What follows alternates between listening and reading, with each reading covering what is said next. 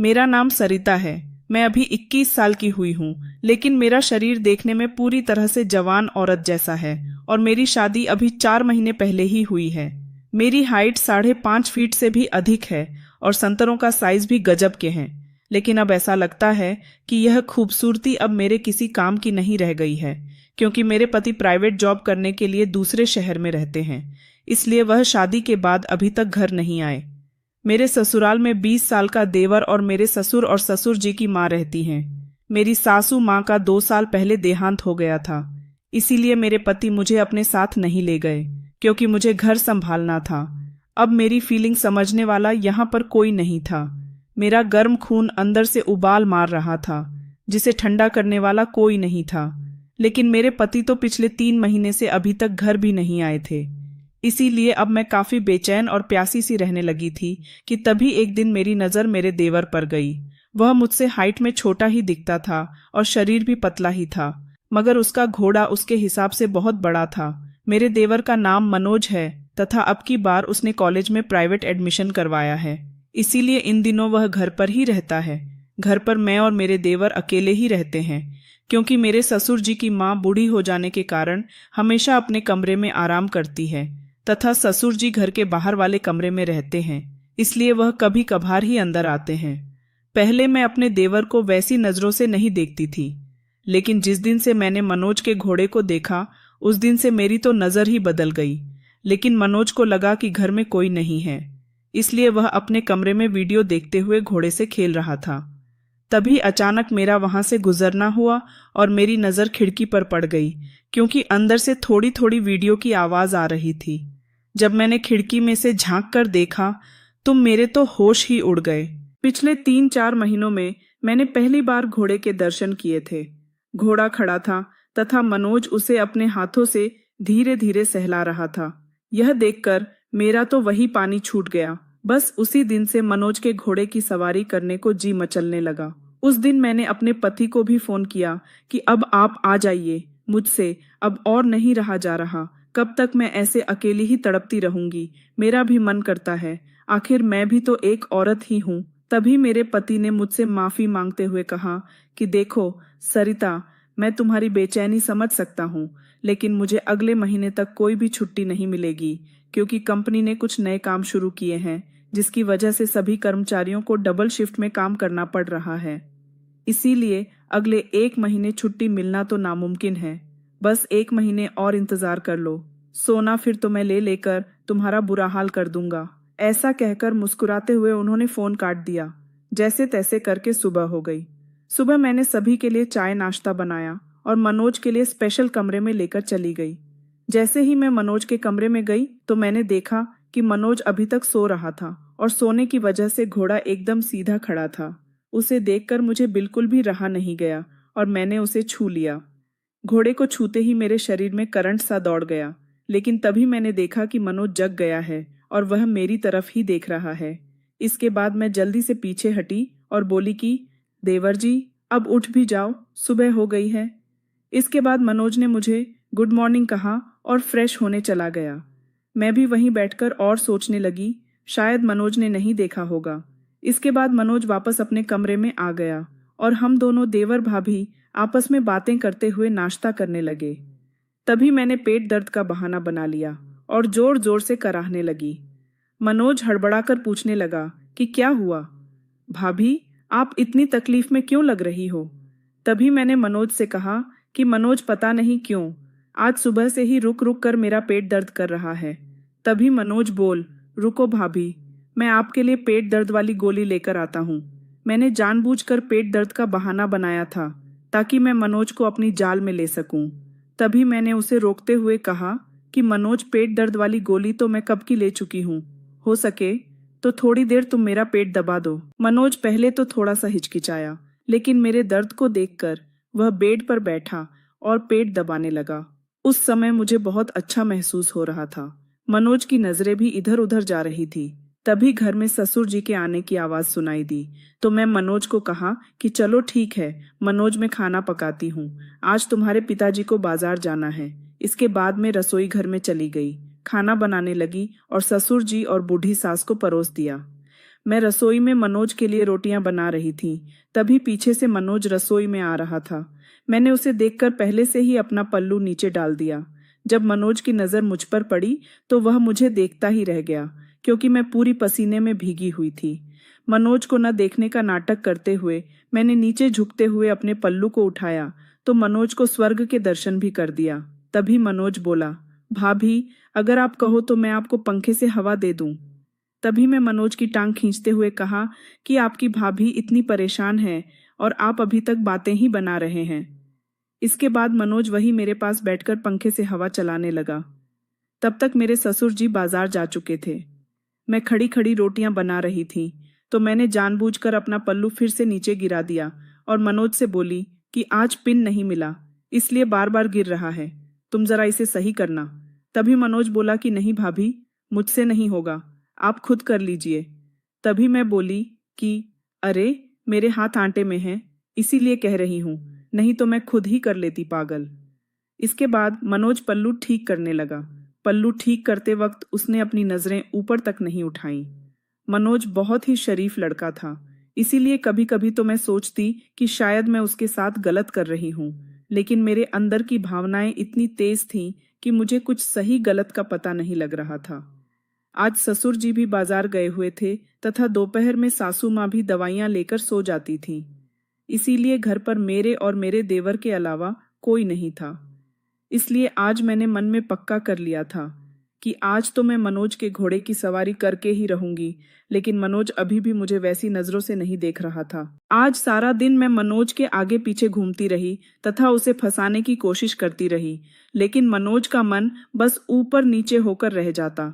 वह मुझसे ऐसी वैसी बातें करने से भी शर्माता था। शाम को हम दोनों बैठकर खाना खा रहे थे। तभी मनोज ने मुझसे आखिरकार कह ही दिया कि भाभी, लगता है आजकल आपकी तबीयत थोड़ी सी ठीक नहीं है, इसलिए आप कुछ दिन भैया के पास शहर ही चली जाए, यहाँ पर मैं सब संभाल लूंगा। तभी मेरी आंखों में आंसू आ गए और मैंने मनोज से कहा कि बस करो, आप तो रहने ही दो। मैं पिछले 3-4 महीने से कितना परेशान हूँ, किसी को नहीं पता, ना तुम्हारे भैया को फिक्र है और ना ही तुम्हें। मुझे रोता देख मनोज मेरे आंसू पोंछने लगा। तभी मैं मनोज के गले लगकर सिसकने लगी। मैंने उस समय पता नहीं क्या क्या बोल दिया। मैं मनोज से कहने लगी कि देवर जी, मुझे आप में आपके भैया नजर आते हैं, इसीलिए मैं कभी कभी आपके आगे पीछे कुछ ज्यादा ही घूमने लगती हूँ। प्लीज आप इस बात का बुरा मत मानना। तभी मनोज मुझसे कहने लगा कि नहीं भाभी, आपकी बातों का भला मैं क्यों बुरा मानूंगा, आप जैसी भाभी तो किस्मत वालों को ही मिलती है। तभी मैंने मनोज का हाथ पकड़ लिया और उसे सहलाते हुए पूछने लगी कि तो आप मुझसे इतना दूर दूर क्यों भागते हैं? क्या मैं आपको अच्छी नहीं लगती, या मैं आपकी गर्लफ्रेंड जितनी सुंदर नहीं हूँ? तभी मनोज मुझसे बोला कि नहीं भाभी, ऐसी कोई बात नहीं है, यहाँ तक कि मेरी तो कोई गर्लफ्रेंड भी नहीं है। तो मैं उससे कहने लगी, तो मुझे बना लो ना, क्यों इतना तड़पा रहे हो, तुम भी तुम्हारे भैया जैसे हो। ना वह मेरी सुनते हैं और ना ही तुम। तभी मनोज बोला कि पर भाभी, आप तो मेरी भाभी हो और अपनी भाभी के साथ ऐसा करना तो गलत होता है। आज मेरा इमोशनल होना मनोज पर थोड़ा भारी पड़ गया था और वह मुझे अपने दिल की सारी बातें बताने लगा। वह भी कहने लगा कि भाभी जी, जब मैं आपको देखता हूँ तो मेरे शरीर में भी करंट सा दौड़ने लगता है। उस दिन जब मैंने आपको पसीने में भीगा देखा तो आपके साथ मनोज इतना बोलकर चुप हो गया, तो मैंने उससे कहा कि आगे बोलो ना, मुझे आपसे यही सुनना है, मुझे भी अच्छा लगता है। अगर तुम मुझे पहले कह देते। इसके बाद तो मैं खुश हो गई थी। मैं फट से खड़ी होकर बेड पर बैठ गई और मनोज से कहने लगी कि अच्छा बताओ, दूध पियोगे? तो मनोज बोला, क्या? अरे भाभी, अभी तो खाना खाया है और ऊपर से दोपहर भी है, शाम को पी लेंगे। तभी मैंने कहा, अरे देवर जी, आप तो अभी बच्चे के बच्चे ही रह गए, मैं वह वाले दूध की बात नहीं कर रही हूँ। तभी मनोज का मुंह लाल हो गया और उसने शर्माते हुए नजरें नीचे झुका ली। फिर मैंने कहा कि ऐसे शर्माने से बात नहीं बनेगी देवर जी, अभी आपको ही सब कुछ करना है। फिर मैं उससे पूछने लगी कि क्या तुमने कभी किसी को घोड़े की सवारी कराई है? तो वह कहने लगा कि नहीं भाभी, मेरा पहली बार ही है। तो मैं हंसने लगी और उससे कहने लगी कि चिंता मत करो, तुम्हें और मुझे दोनों को ही बड़ा मजा आएगा। चलो अब जल्दी से तैयार हो जाओ। तभी अचानक से घर का दरवाजा बजा। मैंने मनोज से कहा कि तुम जरा रुको, मैं देख कर आती हूँ। कौन है, शायद ससुर जी आ गए हैं। जैसे ही मैं बाहर जाकर दरवाजा खोली तो मैं देखकर हैरान हो गई, क्योंकि सामने मेरे पति थे। तभी मैंने चौंक कर कहा, आप? तो वह कहने लगे कि क्यों, क्या बात हुई मेरी रसमलाई? मैं ही हूँ, आज आपके पतिदेव साक्षात प्रकट हुए हैं। राजेश ने मुझे दरवाजे से ही गोदी में उठा लिया और कहने लगे कि चलो, आज तुम्हें दिन में तारे दिखाता हूँ। आज से पूरे 3 दिन तक मैं तुम्हें सांस भी नहीं लेने दूंगा। तभी मैं उनसे कहने लगी कि चलो, बच्चों वाली हरकतें छोड़ो और अब नीचे उतारो, मनोज देख लेगा। लेकिन वह नहीं माने और सीधा मुझे अपने कमरे में ले गए। थोड़ी देर बाद मैंने उनके लिए खाना लगा दिया और वह भी फ्रेश होकर आ गए। मनोज भी उनसे मिला और हम तीनों ने दोपहर का खाना खाया। मैंने उनसे पूछा भी कि आप तो कह रहे थे कि अगले 1 महीने तक कोई छुट्टी नहीं मिलेगी, फिर कैसे आ गए? तो वह कहने लगे कि बस तुम्हारे लिए ही आया हूँ। खाना खाकर हम सभी आराम करने लगे तथा शाम तक ससुर जी भी आ गए तो सभी लोग बहुत खुश थे। राजेश भी अपनी बहुत सारी बातें सुनाने लगे और रात को खाना खाकर हम सो गए। मैंने उस रात राजेश से बहुत सारी बातें की तथा उसने भी बहुत बातें बताई, लेकिन वह दिन में थकने के कारण आधे घंटे ही ले पाए। लेकिन 4 महीना बाद उस आधे घंटे में मुझे स्वर्ग जैसा आनंद मिला। अब राजेश 1 हफ्ते रुके थे और इन 7 दिनों में उन्होंने मेरा बुरा हाल कर दिया था। देने के बाद तो मैं ठीक से चल भी नहीं पाती थे। वह दिन में भी और रात में भी, कमरे में भी और यहाँ तक कि बाथरूम में भी लेने लगे थे। यह 7 दिन कब निकल गए मुझे बिल्कुल भी पता नहीं चला। हालांकि राजेश 7 दिनों की ही छुट्टी लेकर आए थे, लेकिन मैंने उन्हें जबरदस्ती 3 दिन और रोक लिया, क्योंकि मैंने सोचा कि अब पता नहीं आगे कब वापस आना हो। राजेश अब वापस चले गए थे और मैं भी बहुत खुश थी। यहाँ तक कि मुझसे तो अब भी ठीक से चला नहीं जा रहा था। लेकिन इन 7 दिनों में मैं मनोज को तो भूल ही गई थी और मैंने उससे ज्यादा बात भी नहीं की। राजेश के आने के तीसरे दिन बाद से मनोज घर में नहीं दिखा। जब मैंने राजेश जी से पूछा तो उन्होंने बताया कि वह अपने मामा के यहाँ चला गया है।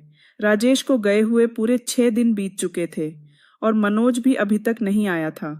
तो मुझे चिंता होने लगी कि कहीं मनोज मुझसे नाराज तो नहीं हो गया है। इसीलिए मैंने हिम्मत करके उसकी मामी के यहाँ फोन कर लिया। उसकी मामी से बात करने के बाद में मैं मनोज से बात की और उससे पूछा कि क्या हुआ, देवर जी अपनी भाभी से नाराज हो गए हो क्या? फोन पर तो मनोज ने ठीक ही बात की और उसने कहा कि नहीं भाभी, घर में मन नहीं लग रहा था, इसीलिए सोचा कहीं बाहर घूम आऊं।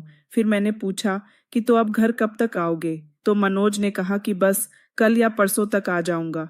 इतना कहने के बाद मैंने उससे कहा कि नहीं, तुम्हें कल ही आना है, अब सामान पैक कर लो और कल आ जाना। पहले तो मनोज नहीं माना, लेकिन मैंने जिद करके आखिर में उसे मना ही लिया। अगले दिन मनोज घर आ गया और उसने बस मुझे नमस्ते किया और अपने कमरे में चला गया। दोपहर तक कुछ नहीं बोला और खाना खाकर सो गया। फिर मुझे पता चल चुका था कि मनोज मुझसे नाराज है। उसे मनाने के लिए दोपहर में मैंने उसकी पसंद का सूजी का हलवा बनाया और उसके कमरे में देने को चली गई। मैं नहाकर लाल रंग की साड़ी पहनी और उसे खुश करने के लिए थोड़ा सा श्रृंगार भी कर लिया। मैं गई तो वह बेड पर सोकर फोन देख रहा था और मुझे देखकर बैठ गया। मैं उसके पास जाकर बैठ गई और अपने हाथों से उसे हलवा खिलाने लगी। तभी मनोज बोला कि बस करो भाभी, मुझे भूख नहीं है, टेबल पर रख दो, मैं बाद में खा लूंगा। मुझे पता था कि मनोज मुझसे नाराज है, इसीलिए मैंने उसका हाथ पकड़ा और उससे रिक्वेस्ट करने लगी कि अब मान भी जाओ देवर जी, और कितना सताओगे अपनी भाभी को? अब उस दिन तुम्हारे भैया आ गए तो इसमें मेरा क्या कसूर है? मुझे भी नहीं पता था कि वह आ जाएंगे। तभी मनोज बोला कि नहीं भाभी, वह बात नहीं है, मैंने आपसे पहले भी कहा था कि यह सब गलत है, इस तरह से तो हम भैया को धोखा दे रहे हैं। तभी मैंने कहा कि लो, तुम तो अभी तक वही पुरानी घिसी पीटी बातों को लेकर बैठे हो। मैंने सोचा तुम मेरे लिए नाराज हो।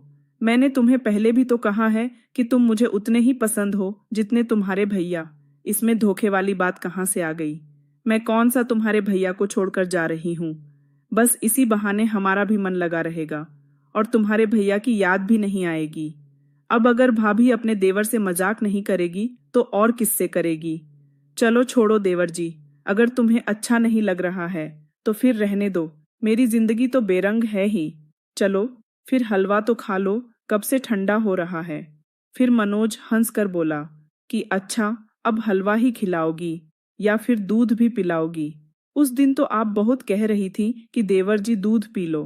तभी मैं मनोज को चिमटी काटते हुए बोली कि दूध तो तुम्हारे भैया पी गए, अब तो तुम्हें इन्हें देखकर ही काम चलाना पड़ेगा।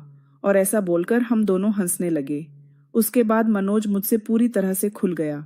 फिर वह पूछने लगा कि अच्छा भाभी, बताओ उस दिन क्या हुआ था जब भैया आए थे। फिर मैं मजे लेते हुए उसे बताने लगी कि पता नहीं तुम्हारे भैया कौन सी गोली खाकर आए थे। मुझे तो अभी तक दर्द हो रहा है। पिछले 7 दिनों में उन्होंने मुझे ठीक से सोने भी नहीं दिया। तभी मनोज बोला कि भाभी, अगर आप जैसी खूबसूरत बीवी हो तो कोई भला कैसे सो सकता है। तभी मैं बोली कि देखो देवर जी, मुझे ज्यादा मस्का मत लगाओ। अगर कुछ चाहिए तो सीधे ही मांग लो, मैं आपको मना नहीं करूंगी। आखिर एक ही तो देवर है मेरा। तभी मनोज बोला कि अच्छा, फिर गब्बर से ही खेल लेने दो। फिर मैं बोली कि अरे बाबा, इसमें पूछने वाली कौन सी बात है। जब मन करे तब खेल लिया करो, अपना ही समझा करो। तभी उसका अंदर ही छूट गया। मैंने मनोज को बोला, क्या हुआ देवर जी, क्या निकल गया। तो मनोज शर्माते हुए बोला, वही जो निकलना होता है। इस प्रकार अब मनोज मेरे साथ बहुत मस्ती करता और मैं भी उसके साथ बहुत मस्ती करती। वह मेरे कामों में भी हाथ बंटा देता। अब मैं राजेश को भी घर आने के लिए परेशान नहीं करती थी। मैं और मनोज दिन में खूब मस्ती करते और इसके बारे में मैं राजेश को भी बताती तो वह भी खुश होता कि चलो अच्छा है, तुम्हारा मन लगा हुआ है। मनोज को दूध पीना बहुत अच्छा लगता था, तो वह दिन में हर वक्त दूध पीने की जिद करता रहता। लेकिन अभी भी मुझे मनोज की नजरों में बुराई दिखाई नहीं दी थी। वह बहुत ही सीधा साधा था, जो भी कहती मान लेता। इसी कारण मुझे उस पर बहुत लाड़ प्यार आता था। वह हमेशा लेने की बातें करता रहता था, लेकिन उसने अभी तक नहीं ली थी, क्योंकि उसके मन में अभी तक यही चलता था कि यह गलत है। लेकिन अगर वह देने को कहता तो मैं मना भी नहीं कर पाती। अब वह अपनी गर्लफ्रेंड की बातें भी मुझसे बताता, बाहर के लड़कों की बातें भी बताता, हमेशा मजाक करता रहता। इस प्रकार उसने कभी भी मुझे राजेश की कमी महसूस नहीं होने दी। तो दोस्तों, यह थी मनोज और उसकी भाभी सरिता की कहानी। आपको कैसी लगी कमेंट में जरूर बताना। और आप लोग हमारे मनमोहक कहानी चैनल को सब्सक्राइब जरूर करें। धन्यवाद।